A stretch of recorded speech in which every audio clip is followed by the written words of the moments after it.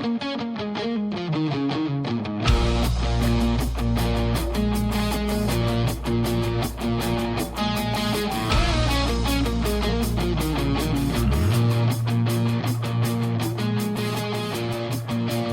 are tuned in to the Monday Night Carlo Sports and Entertainment Sportscast.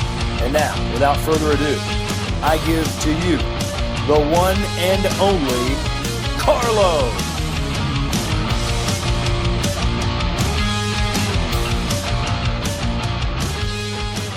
Hello everybody and welcome to another Monday Night Carlo. This is Carl Eggert and you are tuned in for another great show.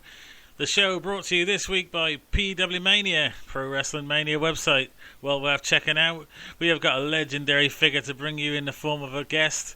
He is from the world of snooker and TV also. But front and centre, front of line, is Fan of the Week, brought to you this week by Bill McCormick of Portland, Maine. Hey guys, I'm happy to be on Monday Night Carlo. Thank you, Carl, for getting me on here. My name is Bill McCormick. I'm also from Portland, Maine, although I'm originally from Franklin, Mass. And my Twitter handle is at Bill McCormick89.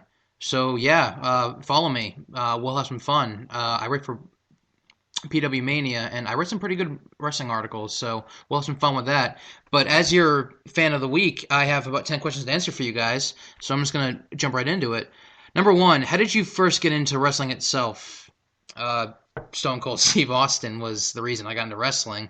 I first started watching wrestling about late 1997, I'm going to guess. And, you know, I was one of those guys that watched WCW and WWF. I used to watch both of those like every single Monday and Thursday. I had both TVs set up in the living room. I would just move my head back and forth just to like see what was going on.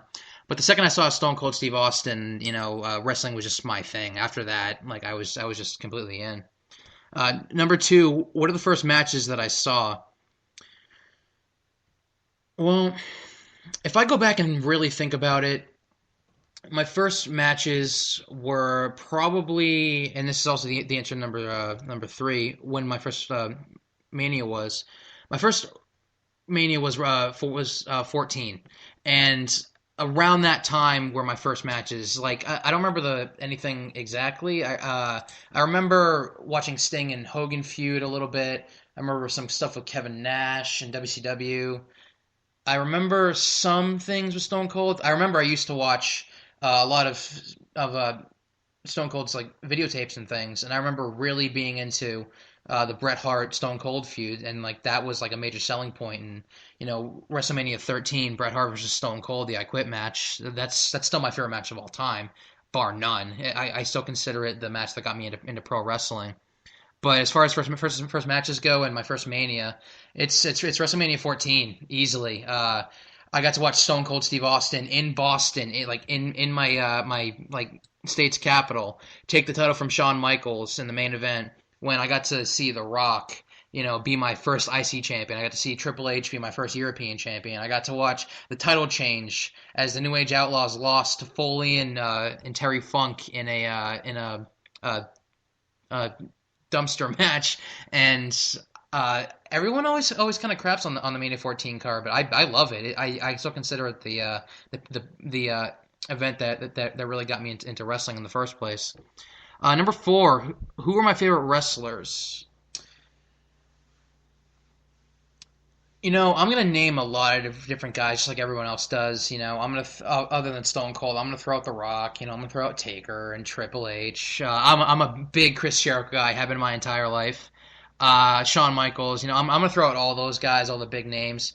But I've really only had I'm also a big Ring of Honor dude, and I got to see Bryan Danielson before he ever came to this company. I got to see El Generico and Kevin Steen. I got to see Samoa Joe and Kenta and Punk and young early Punk. There's only been two guys that I would qualify as my favorite wrestlers, and those guys that I just held above everybody else, and those two guys are Stone Cold Steve Austin and CM Punk. CM Punk, he was a guy, I saw him coming a mile away around like '08 when he was champ, and I just, around '09, I said, this is the guy. This is the guy that's going to be huge. And ever since then, like those are just my two guys are Austin and Punk. They're just a mile ahead of everyone else for me. Number 5. What are my dreams and aspirations? I'm actually an aspiring film writer, and it's a dream of mine to write a film trilogy. I'm going to grad school this fall for screenwriting, and it's a dream of mine to write a film trilogy and write a series of novels. And I also want to write wrestling novels. So I'm really into what the written word is about and how important it is and how it's shaped history and mankind. And I really want to learn everything about it and just use it as much as I possibly can. So I'm going to end up doing a lot of things with it when I'm done. And number 6, one of those things that I do is I write my own scripts right now, and I'm going to grad school, and I write for PW Mania, and I just started about maybe a week ago, and I'm doing this really cool double column where getting ready for Mania 30, I'm going through every single match of the Undertaker's streak, and I'm going through a deep analyzation of every single one and how important it is to the streak. And at the exact same time, on a daily basis, I'm going through the history of Shawn Michaels, and I'm going through every single match of his. So eventually, those two are going to collide and connect into the masterpieces that are Mania 25 and 26. And I think that's going to be a really cool thing to watch. So if you guys do end up following me, like please, like read my stuff. Like it's going to be really cool. Like when it's done. Number 7. Have I attended any events? I've actually been to 3. I can tell you my very first one. I even know the date. It was August 30th, 1999. I know that because it was the last night of my summer, right before I started 5th grade.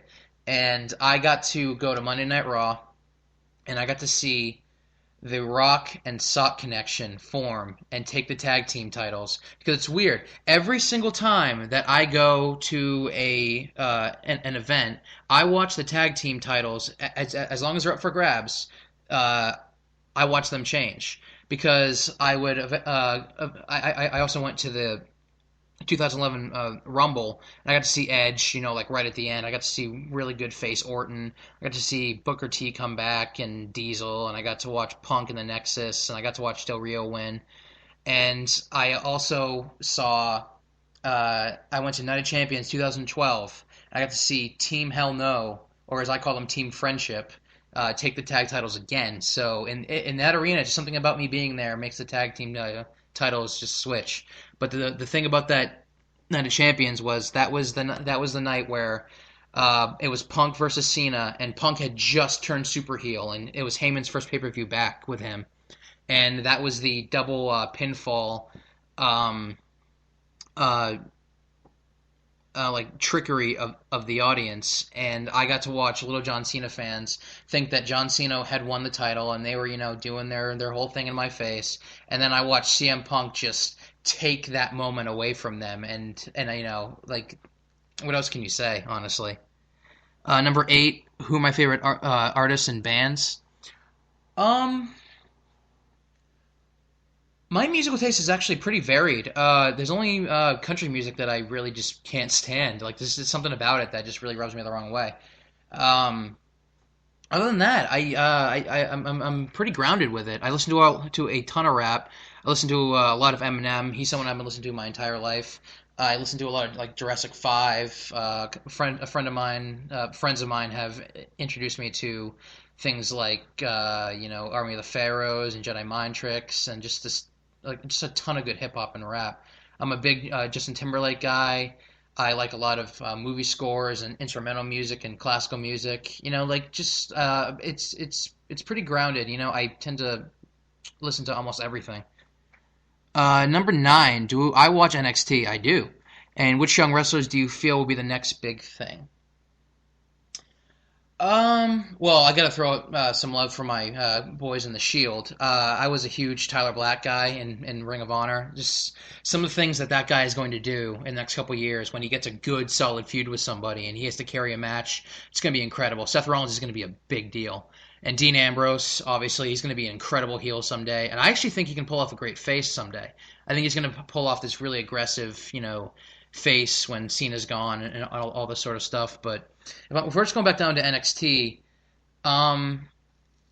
I got to throw out Paige's name, Emma's name, Charlotte's name, Diaz's name. I think those girls are going to be awesome. They have such a good division down there, and I can't wait to see Paige and AJ in the same ring. I think that's going to be incredible. I'm also a big Sami Zayn, a big El Generico guy. I just love him a lot. And there's this other guy that I just picked up recently. His name's Sean Ricker, and if you know who he is, you're awesome.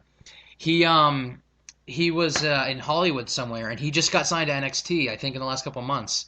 And his name is going to be Slate Randall.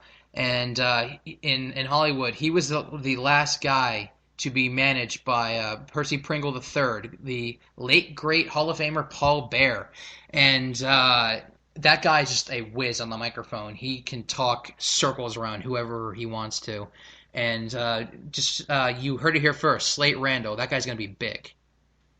And to wrap up here, number 10, what do you do in your spare time? What are your hobbies and any sports teams?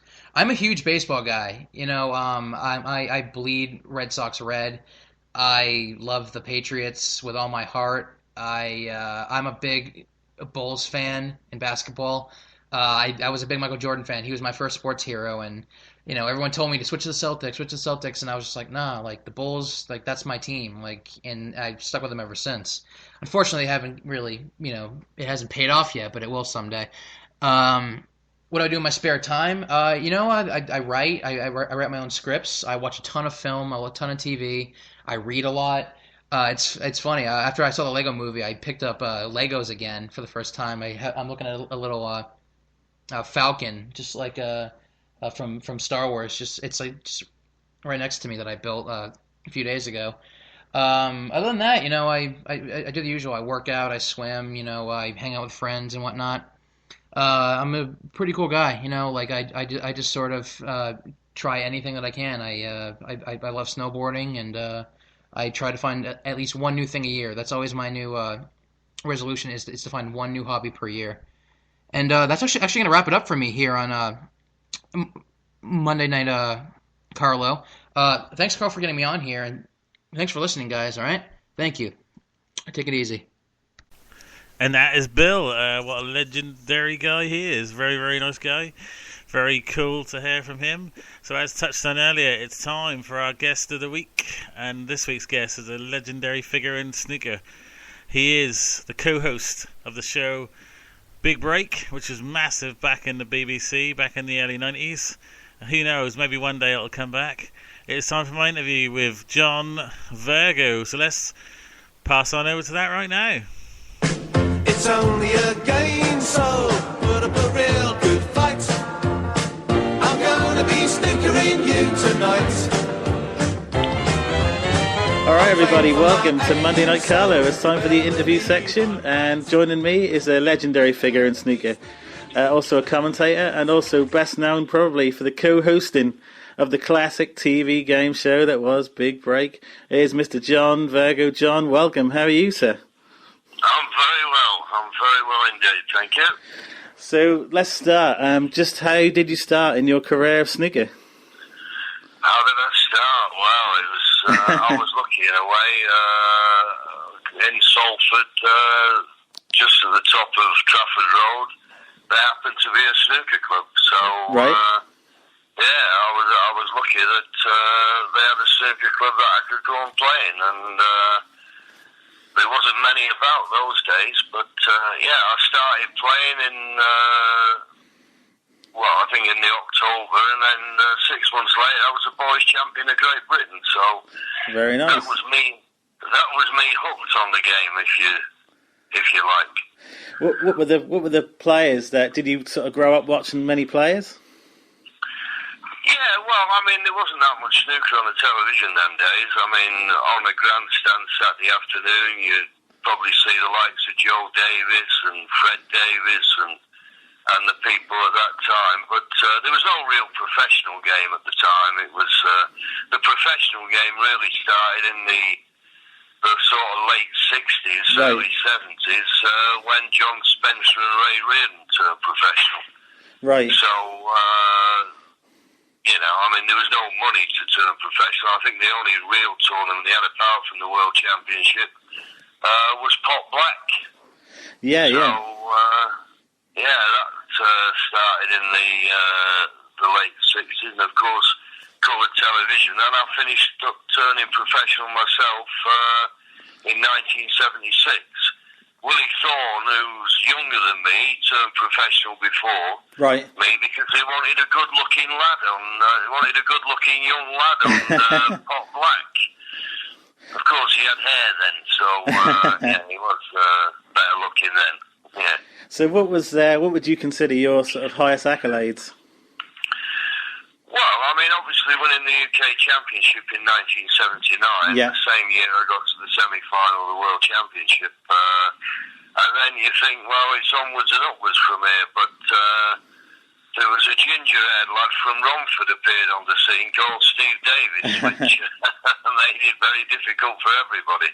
And he turned out to be one of the best players that's ever picked up a cue, Steve Davis. His all-round game was as good as anything. He was superb. So how do you find Steve? Is he a good friend of yours? Yeah, well, I mean, listen, it's like when people say to me when we go to the World Championship and we do the commentary and people say, how do you get on together? Well, it's like we've lived our lives together, you know. Yeah. Obviously, Steve younger than me, but nevertheless, we've been everywhere together. I think I gave him his first pair of shorts when we were in India in 1979. You know, it just shows you how thin I must have been for him to fit him at the time. You know, so we've just known each other for it seems forever. You know, and obviously when we're away at tournaments, we always. If we don't have a game of golf, we go out for a meal together. So, including Dennis and, of course, Willie, and now Stephen Hendry's part of the commentary team. He was the one who took over from Steve Davis and broke Jimmy White's heart so many times. But no, we all get on well together, and it's good company, and we always have a laugh about times gone by, you know. Yeah, that's very cool. We've had some email questions that have come in for you. Okay. Starting with, in your opinion, who is better in their prime, Alex Higgins or Ronnie O'Sullivan? Well, I've got to say Ronnie, to be honest with you. I mean, the fact he can do it with either hand is just unbelievable. And I honestly think his technique is better than Alex. But if it was a choice of watching one of them play, I don't know. I still might favour the Hurricane because you never knew what was going to happen, you know. Such a legend as well. Oh, absolutely. Alex was... he was the icing on the cake. We got Pot Black, we got colour television, and then we got Alex Higgins. And, for me, the game took off from there, you know, and the game owes him a big thank you, Alex Higgins, a legend. Definitely. So how did you get involved initially with Big Break? Well, it's funny. I mean, I was getting near the end of my snooker playing career, you know, from the point of view you start missing easy blacks off the spot and you think, what am I going to do? You know, you can't keep going around playing exhibitions because, as we all know it, people don't see you at the end of tournaments. They think you don't play anymore. And then all of a sudden, I get a phone call from the BBC asking me if I'd be interested to do this television series with Jim Davidson called Big Break. Right. Originally commissioned us to do 8 shows. Yeah. And it went so well and the viewing figures were so good, they called us in later on the year to do another 24. And it ran for 10 years in the end. Fantastic, you know, and 10 great years. Great years. Such a classic show. Fun all the way. Yeah. What were your memories of Jim? I mean, I haven't met Jim personally, but my brother has, and he'd always say such a nice guy. But what are your memories of working with him? Well, to work with, absolutely fantastic. Right. I mean, you couldn't work with a more generous man. Not only did we do Big Break, we did pantomime together for 9 years. Every Christmas, I did pantomime with him, you know. I mean, and as I say, the most generous man you could ever work with. I mean, he'd always give you a line if he thought it was funny. He wouldn't hold back and say, oh, you know, that's what happened with Big Break. I got more and more into it, and that was a lot down to Jim. Yeah. producer that, this is working, and it really works. For some reason, I don't know what the chemistry is in some of these things, but we really gel together. Yeah, you did, yeah. I don't know, maybe it's the conservative cockney against the socialist norther. I don't know, but whatever it was, it worked. So another email we've had is, would you welcome a comeback for the show? Well, absolutely. As I say, when we did it for 10 years, I had the best time of my life. So if there was a chance of Big Break coming back, I'd obviously jump at it, yeah. Have you heard anything about that at all, or not? Or No, not really, no. I mean, Jim did great winning the Big Brother, so I've seen a few headlines in papers, but you don't believe what you read in the paper. You believe when you get a phone call or something. But I haven't heard anything, but it'd be great to do it. So what do you think are the biggest changes in today's game compared to when you played? I think obviously now with all the tournaments, I mean, if you're a young player just starting out for the game, I mean, you'd be absolutely over the moon with the amount of opportunities you get to play. Because when you start playing again, that's all you want to do. You just want to keep playing. Yeah. And nowadays, there's a tournament, it seems, every other week. And they're travelling all over the world. Well, not great. I think there's a few people retired a little bit earlier. I think John Parrott retired a little bit earlier because he didn't want to do all the travelling, and I think that's one of the main reasons Stephen Hendry has retired a little bit earlier, you know. But now they've got it down to the money list. I think they can pick and choose the tournaments they're playing, so that'll be for the benefit, because I'm certain there was a lot of players got to the World Championship last year, and they were, I think they were suffering burnout. Definitely. Listen, I don't think Ronnie would have lost anyway. He played superb in the World Championship last year, but he'd had a year out while everybody else was travelling around the world and flashing balls around every other week. What are the young players that you think are sort of up and coming and sort of look up to? Well, I think obviously, you know, you've got the Ding Junhuis in the world. There's a few young lads, Michael White, who came through in last year's World Championship, a young lad from Wales, which has always been a hotbed. And obviously you've got Selvey, you've got Robertson, you know, terrific players. Yeah. And I've no doubt, and I keep hearing rumours, there's a lot of young players coming from the Far East, you know, China in particular. And you would have thought that that would be a natural progression with the success of Ding Junhui. So, I don't think it'd be too long before we see someone from that part of the world winning the World Championship. Definitely. So, as far as you go, what other things do you get up to? What other sports are you into, John? Well, I love my golf. Right. I love having a game of golf. Looking forward to the Masters when it comes along. This April. April's the best time of the year for sport. You've got the Masters, you've got all the final sort of stages of the football, although Manchester United, hopefully, if we can stay in the European Champions League, that'll give us something to look at.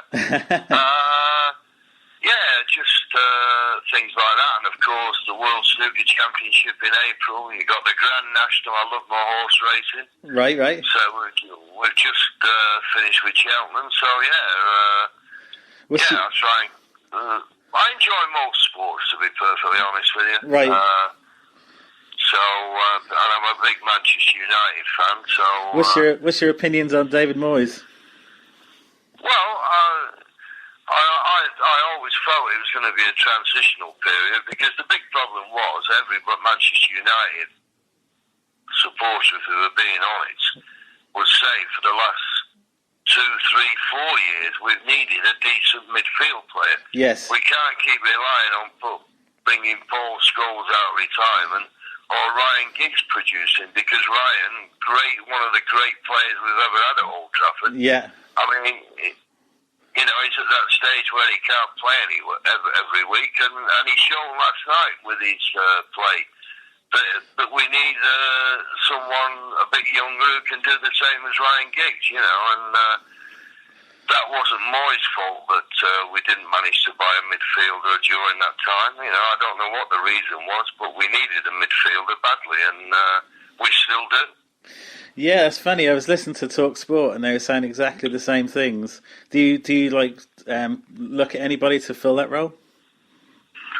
Well, we got Mata, which I think was a bit of a panic buy. The only reason I say that is because he's not eligible to play in Europe, so yeah. I think just panic bought him trying to get a European place. Now that seems to have gone by the board. Yeah, Listen, I think this Mata's a good player, but I think he's got a few pieces in a jigsaw there that he's got to try and work out which is the best way to play them, Definitely.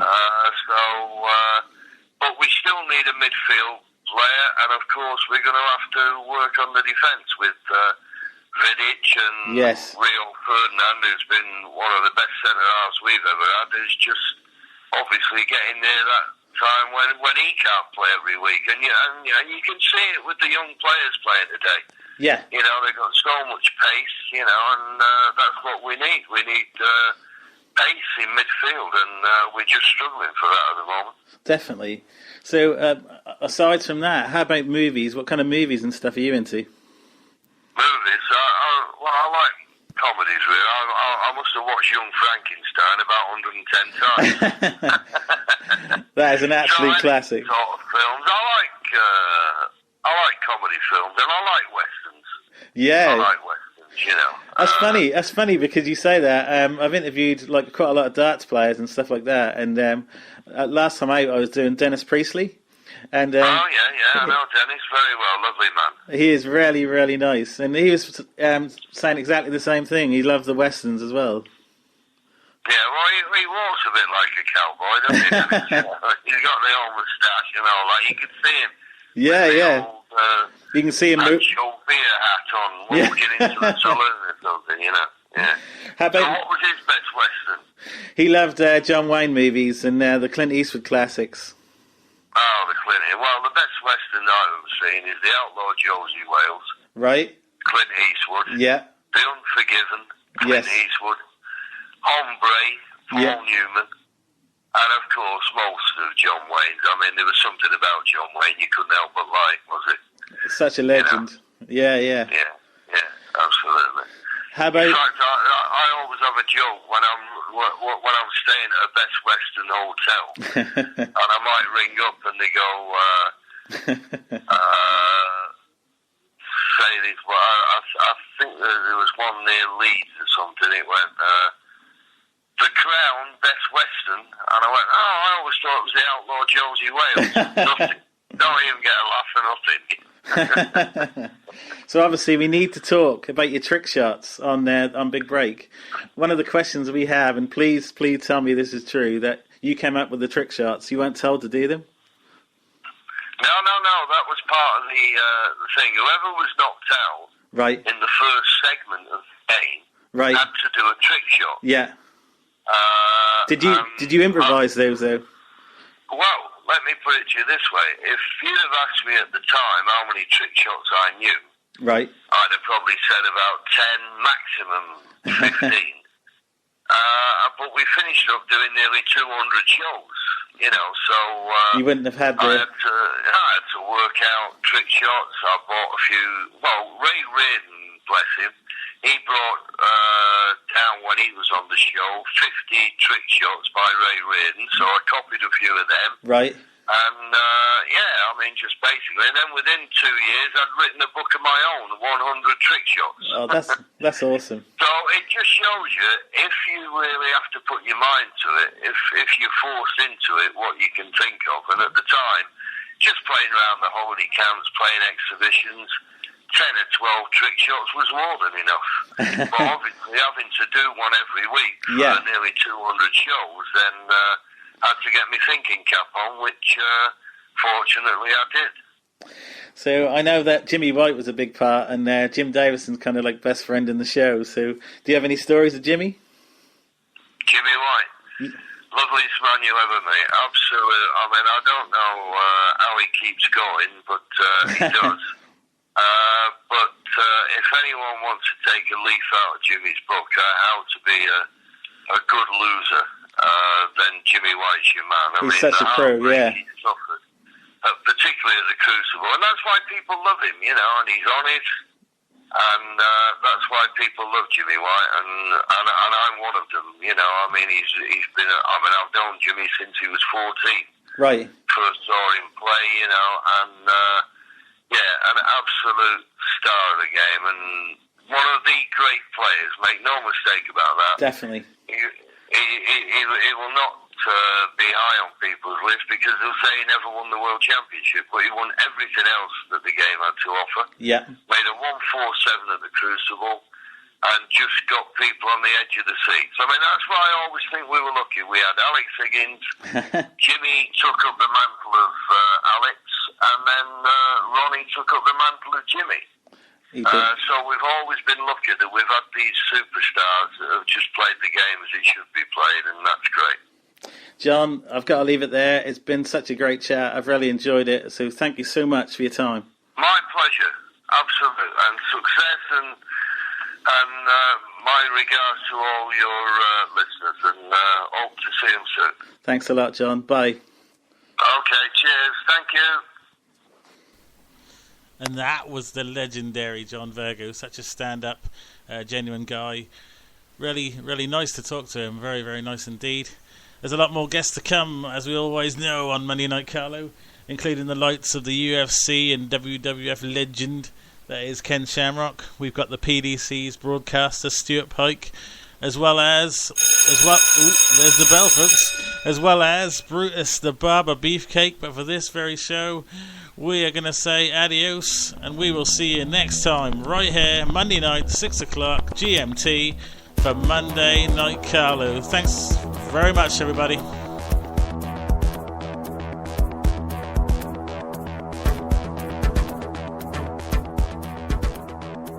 Why not come and like the official Monday Night Carlo Facebook page, facebook.com/EggerCarlMNC. That's facebook.com/EGGETTCARLMNC.